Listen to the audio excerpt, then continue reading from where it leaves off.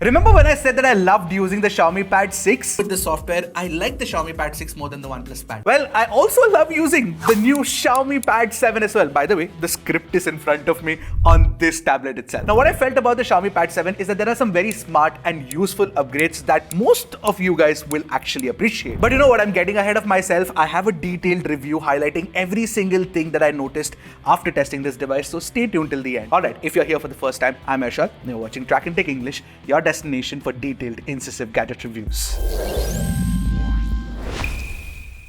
The first upgrade that you will notice is, of course, in the design of the Pad 7. So it's basically still the same all aluminum build, whether it's the frame or the back. And the camera module also is very Xiaomi 14 inspired, including the fact that there is only a single camera inside that module, which looks like it has 3 or 4 cameras. But you know, when you hold the Pad 7 in your hand, it feels a little more premium compared to the Pad 6.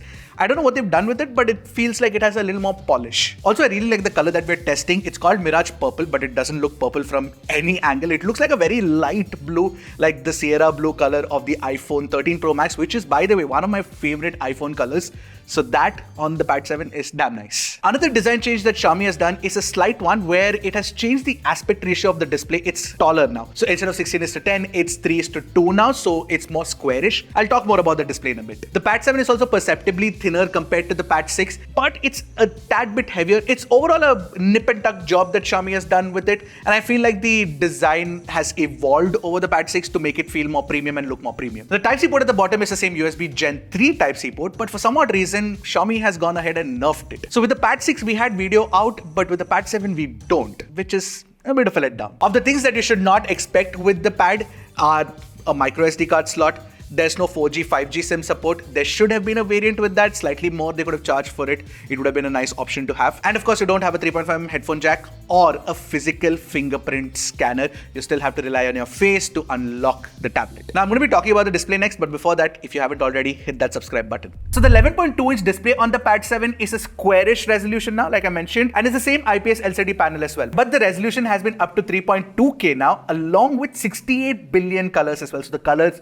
space has also increased, including the fact that you get support for Display P3 now. Plus, you've got 144Hz refresh rate with adaptive sync technology, which switches between different refresh rates depending on the content that's playing on the screen. And the screen can also reach a peak brightness of 800 nits in high brightness mode. By the way, the Xiaomi Pad 7 is also available with an anti-reflective, anti-glare coating, which is very important to talk about. But the only thing is that our review unit didn't have it, so we couldn't test it out. But yeah, it is the most expensive variant with that coating.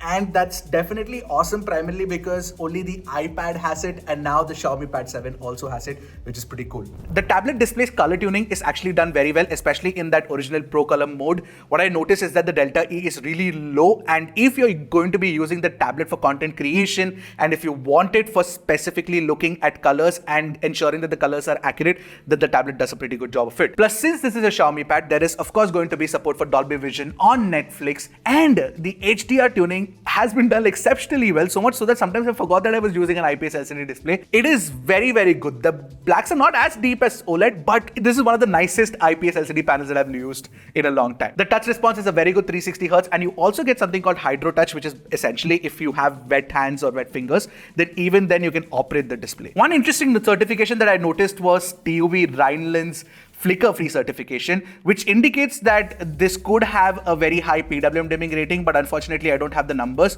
But yeah, the flicker seems to be low. And of course, you get quad speakers with Dolby Atmos support, so you get a really spatial sound. And it sounds good, but I felt like there could have been a little bit more depth and a little bit more bass. But anyway, listen to it for yourself and let me know what you guys think.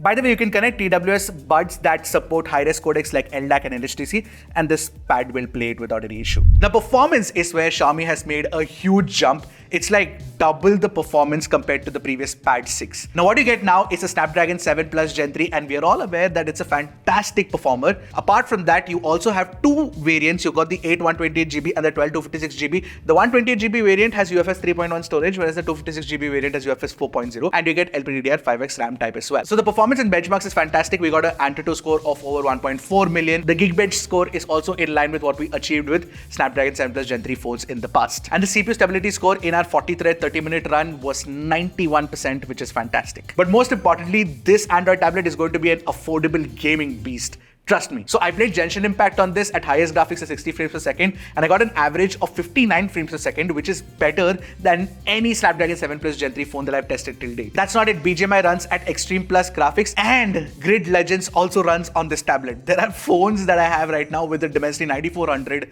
which cannot run Grid Legends, and this one can, which is awesome. Now, while the performance is good, I expected the battery life to be slightly better. So I'm barely touching about 7 hours of screen on time. It should have been at least 7 to 8 hours of screen on time because it's got a 8850 mAh battery. But I believe that if there was a 10,000 mAh battery, then we could have gotten better battery life. But the charging speeds with the upgraded 45 watt charger that you get inside the box is very good. This massive battery took only about 1 hour, 40 odd minutes for a full charge, which is not too bad at all. By the way, remember how I said that the Pad 6 didn't have the compass sensor? The Pad 7 doesn't make any such compromises. All the sensors that you need are available. There is a compass sensor as well. So if you're somebody who likes to use a tablet for Google Maps when you're driving around, then the Pad 7 would be the right one for you. Now, there are two cameras on the tablet, one on the rear, 13 MP, and one on the front, 8 MP. See, you shouldn't be expecting these cameras to be like, wow, because they're just there so that you can capture some photos of documents and to make some video calls, right, if you're using Google Meet. And in that scenario, I like that the front camera has a very wide angle, so a lot of you, including what is there in the background, can be filled in the video. Talking about videos, you get 1080p 30 FPS video recording option from the front.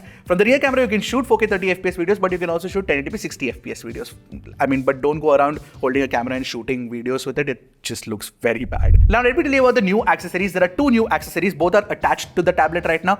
So you get this Focus keyboard and Focus pen. So the Focus keyboard is Apple's smart keyboard lookalike, and it sort of mimics what the Apple Smart Keyboard does. But I really like the keyboard on this one. You get excellent key travel with nice and clicky keys. In fact, I wrote the entire script on this keyboard and my typing speed didn't reduce at all. It is actually very good. Plus the keys have backlighting, so if you're using it in the night, that shouldn't be a problem either. So this is a very well done keyboard setup, if you ask me. The trackpad has gesture support, which is kind of nice, but it's kind of tiny for my big hands. And I felt like there was very little surface area for me to work around with. And I was tapping on the outside of the trackpad or sometimes on the keys unintentionally. Also, the click on the trackpad feels a little unrefined, so whenever I was pressing it, I felt like I might break the trackpad. I felt the same thing with the backspace key on the keyboard for some odd reason as well. You can hear it, like it sounds kinda, I don't know. Yeah? Yeah, it sounds a little odd. I do like the magnetic attachment on the pad itself. So basically it's very easy to like sort of remove it and attach it, and it latches on very strongly as well. But I don't know for sure if these new accessories will work with the Pad 6 though. By the way, this keyboard has a tilt angle of 0 to 124 degrees. I feel like 124 degrees is kind of low. It should have been slightly higher to say about 140 degrees, because nobody's going to use it under 90 degrees, right? I mean, nobody's going to use it like this. Like, who wants to use it at 0 degrees?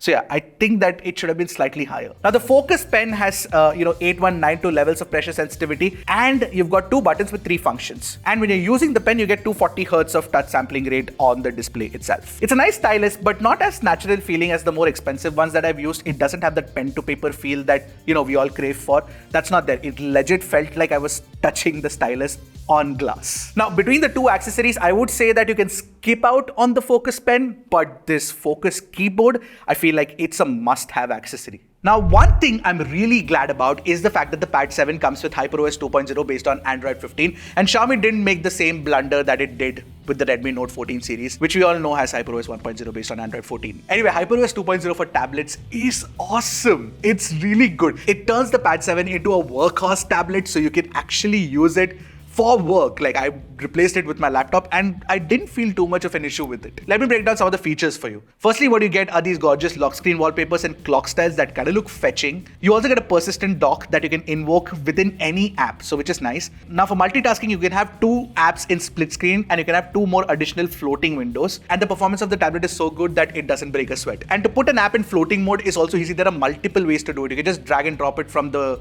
dock, or you can just long press it and put it in floating mode. So there are a lot of options. There's also a new workstation mode which turns your tablet into a desktop-like scenario where you can have multiple windows at the same time and you can use it like you would use a PC.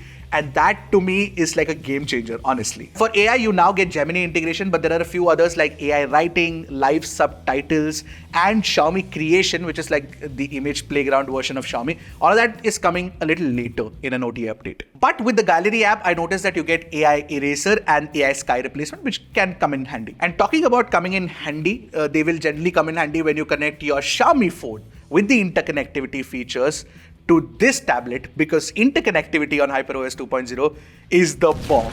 You can use NFC to tap on the tablet itself to share images or to mirror your phone screen on the tablet. Now, once mirrored, you can even drag and drop the content. You can also use your mobile's 5G and create an instant hotspot. And even the calls get synced. What I noticed is that in my testing, it all works very seamlessly. In fact, if you want like a detailed breakdown of how interconnectivity works, I'll link a very good video by Techstar SRK. Go check that out. So HyperOS 2.0 is a killer experience on the Pad 7. Now, after using and reviewing the Pad 7, the one constant thought that kept popping up in my head was that there are two Xiaomis right now in 2025.